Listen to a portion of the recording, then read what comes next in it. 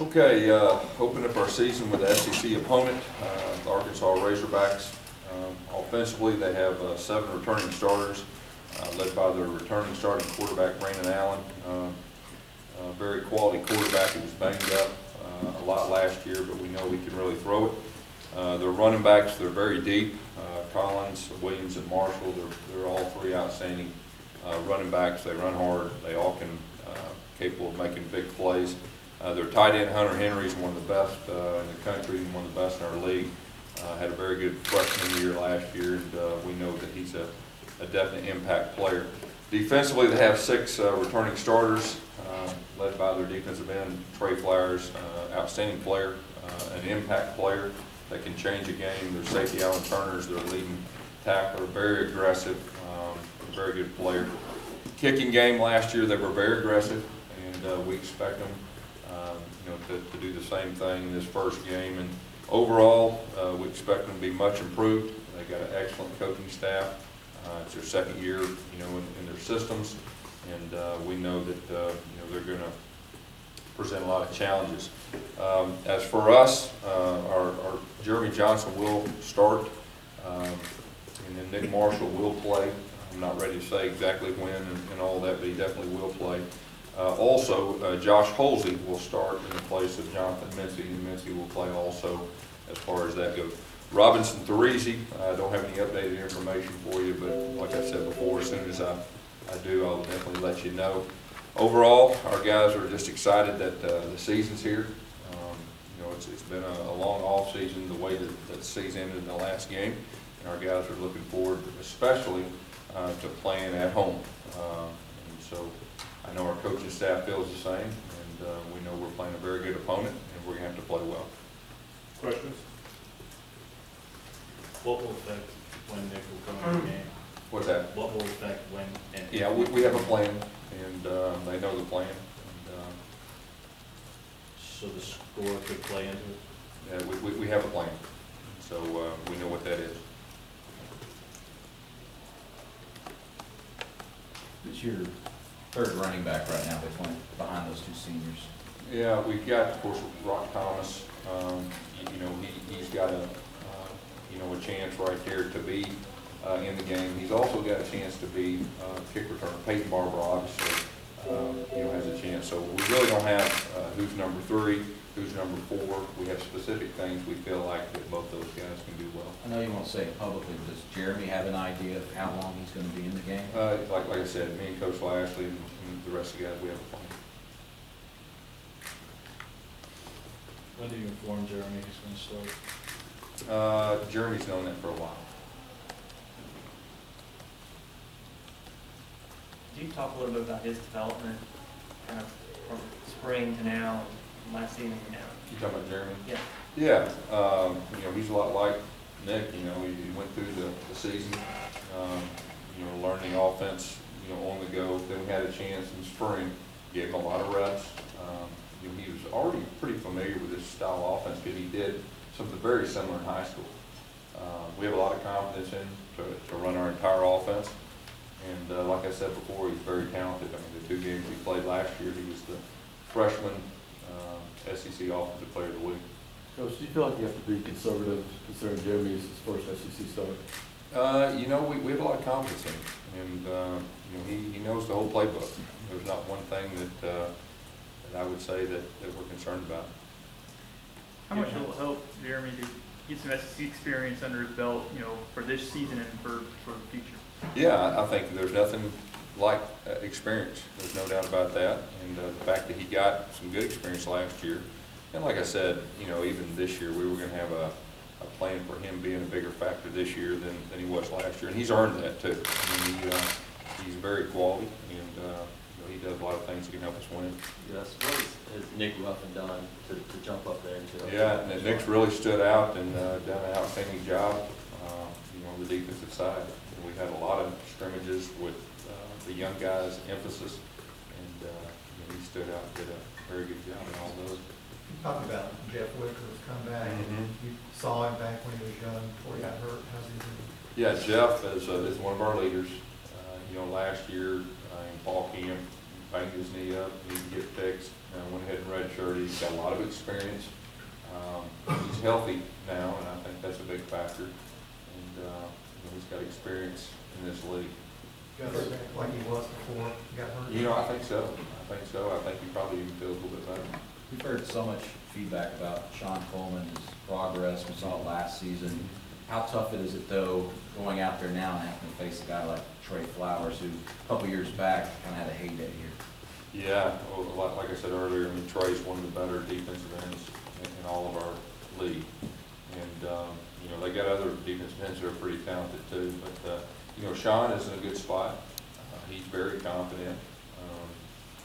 He's playing very good football now, and so it'll be good to see, how those matchups, work out. Gus, you have tight end H back listed at the same position essentially. Obviously, there are differences in those two positions. Is there potential to play both Brandon and C.J.? That is a possibility to play them both. I put or because both of them are definitely starters in our mind, and there is times you'll see them both on the field at the same time. The thing about it that both those guys give us a lot of flexibility. Both of them last year played outside receiver, inside receiver, X to the boundary. H played with our hand down, so it gives us a lot of versatility, with those two guys, and especially to move around. Guys, how would the reps be split the ones between Jeremy and Nick this week?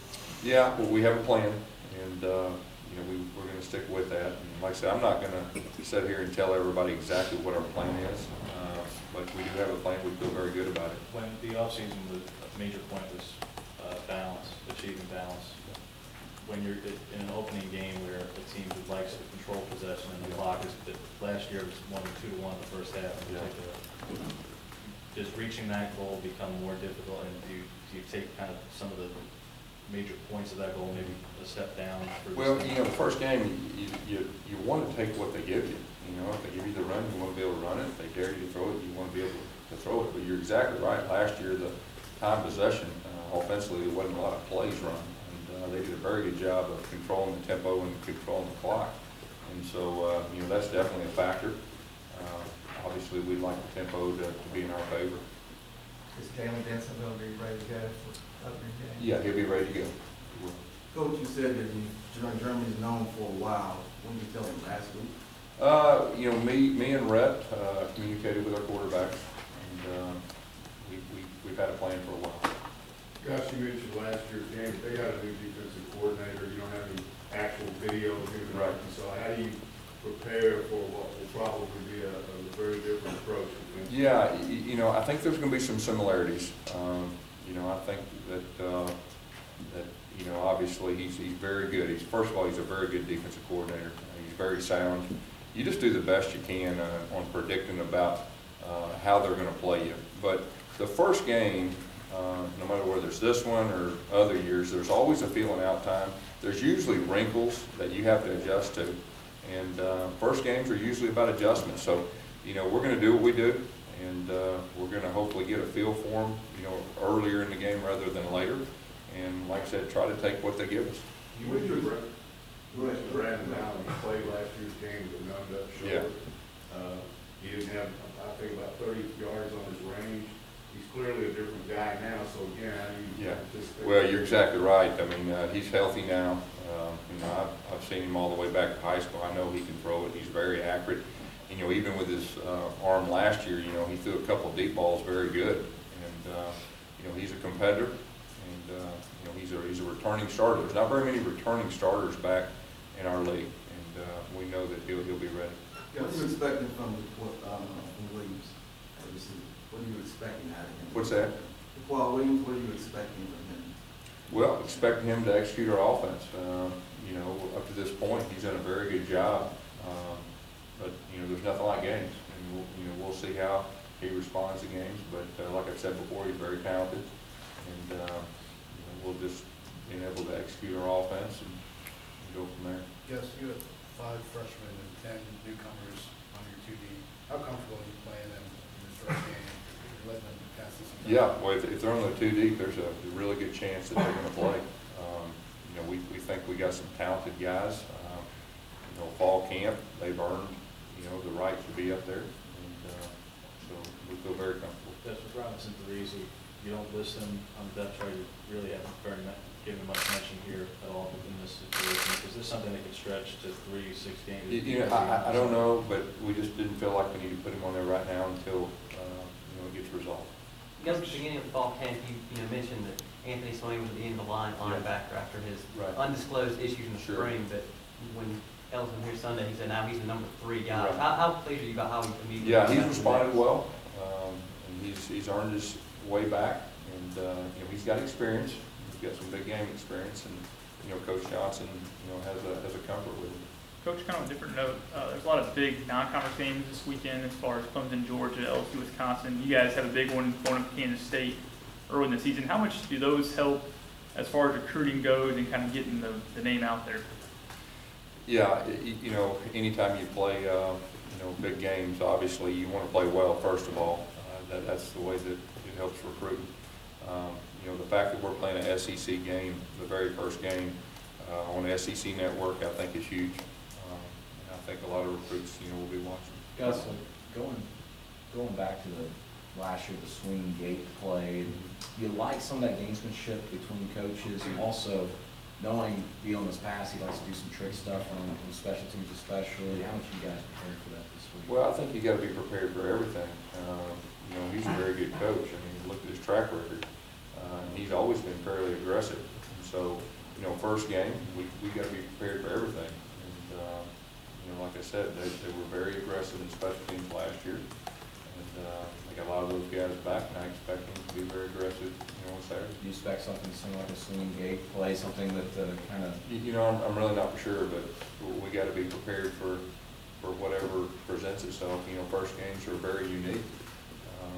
You've got to be prepared for a lot of things. And, first games, special teams are usually a factor one way or another. And I'm sure they're preaching the same thing, but, we've got to win the special teams. What have you seen? That was Stephen Roberts and Trey Williams as freshman, and maybe Jeff Short. Yeah, both of those guys have earned their way, to get to that spot. I think that both of those guys will have a chance to be good players. Sean Coleman, is that the guy that the coaches, team, all kind of pull for and happy to see him in this situation?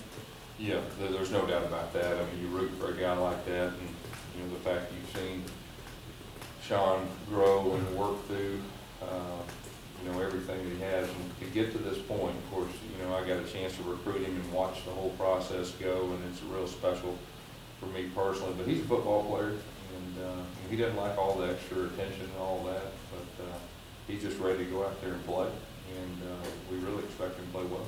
And people forget, it's been a long time, but how highly recruited a guy he was. I mean, he's talking about his... Yeah, he was one of the top tackles in the entire country when he came out.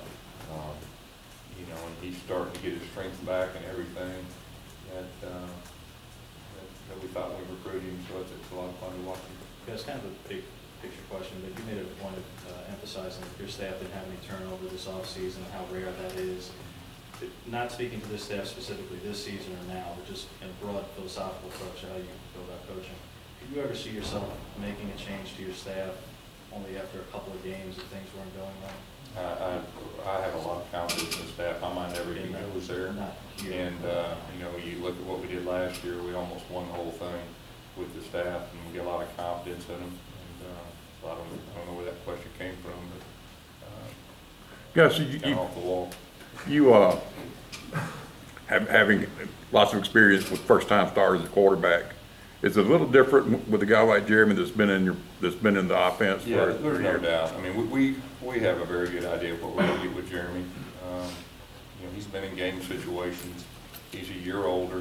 He went through spring. He's worked with the ones. So we have a lot of confidence in him, and it is different than just a starter you don't know that much about. Coach, Malima made a point yesterday about saying Arkansas depth chart is 3 suspensions, and we don't have anything hanging over us in the cloud of doubt. What is your reaction to that? I have a lot of respect for Coach, and he coaches his program, and I coach mine, so we don't have any comment. Gus, last year you guys, were under the radar, maybe snuck up on a couple of people. This year, obviously, coming in ranked in the top 10. What's the expectation? Have you guys talked about expectations this year? Yeah, obviously your goal is to repeat. as SEC champions. You know, it's obviously tough to do. Our guys understand it's been, what, 16, 17 years. We're going to have the same plan. I mean, we got an extremely challenging schedule, and we're getting the same plan we had last year. We're going to go one game at a time, and that's all you can do. And, you know, we got our hands full with this first one, and that's really the only thing on our mind. You guys learned a lot about the 13 seconds, falling 13 seconds short, Yeah. and you haven't played a game since. Right. Is it, how important is it to kind of get back on the field and get that taste out of you? It's very important, and I know that our players and our coaches are looking forward to that, you know, to get back on the field and you know, hopefully get that bad taste out of our mouth. When Cameron Artis Payne came on campus last summer, he was really thinking, I can be the starter here. Obviously, Trey kind of came out there in those first 3 games, but how has he progressed as a running back, and what makes you believe that he could possibly be the guy saying week 2, 3, and Well, beyond? right now we got him and Corey Grant, and that's why we put Orr. I mean, we have confidence in both those guys to run our entire offense. I know Corey last year was more perimeter and all that, but he can run the whole offense, and really has improved in a lot of areas. Cameron Artis Payne is a very confident guy. Got a lot of quality last year, especially early. So we know what we're getting with him. But him and Corey right now are, you know, they're 1 and 1A. We feel very comfortable to run our entire offense. You know, we'll see how everything progresses, you know, as the season goes on. Can you talk about special teams and what you're expecting from them? You know, special teams, you know, we're going to have a new kicker and a new punter, so, you know, that's definitely a concern, but he's extremely talented.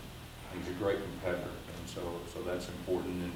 And you know, what we really tried to stress is let's be better around him. And so we have a lot more experience, you know, around them on our punt team, our kickoff team, you know, stuff like that. So that's what we're preaching. On the kickoff returners, looks like you got some real talent back here. Talk about those guys. Well, the thing about it, we got 4 guys that can run, and you know, they all 4 can take it to the house, and I think that's critical.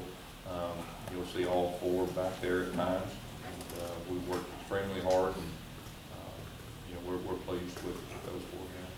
Gus, you have essentially 5 receivers potentially starting with Orr. What's the likelihood that you can see a lot more? Yeah, we have different packages, obviously, formations, personnel groups, and all that. But you know, with the experience we have back, it gives us a lot of flexibility, and it gives us a lot of flexibility to play a lot of people. And I think that's critical too. You know, especially early in the season, a game during the day. So you know, we have some depth at that position, and I think that's critical. Because how do you feel about the way that Vic has responded and handled himself since you told him you wouldn't be starting? He's handled himself very well. You know, he's had a very good fall camp, like I said before, not only on the field, but you know, as a leader. And you know, he's ready to go when called upon. Take one more. Could you talk about Arkansas receivers? You talk a lot about Brandon Allen, but those guys probably have a lot of room for improvement too. What do you expect from Arkansas receivers? Well, I think they're going to be much improved. There's no doubt, and I think they'll take some chances